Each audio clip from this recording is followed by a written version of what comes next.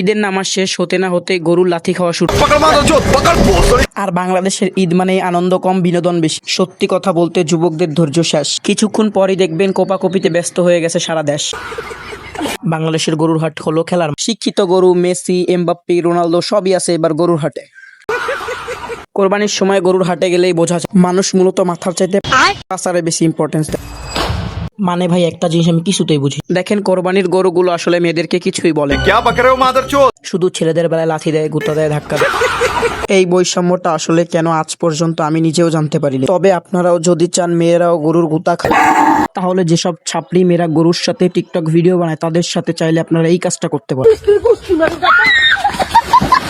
আর ভাই আমি এইটা বুঝি না, এটা কি কোরবানি ঈদ নাকি ভালোবাসা দিবস? মানে একদিকে প্রেমিকারা হাতে মেহেদি দিয়ে তার বয়ফ্রেন্ডের নাম লিখতেছে এবং বয়ফ্রেন্ডরা আবার সেগুলো পোস্ট করতেছে, আর এইদিকে আমি ঈদের দিন সকালে সালামি চাওয়া লোকজনদের যা বলতেছি।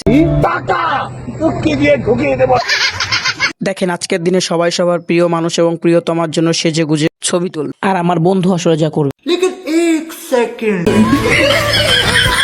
আর কসাই ভাইদের কথা কি বলবো, ঈদের 3 দিন তো তারা স্পাইডারম্যান হয়ে যায়।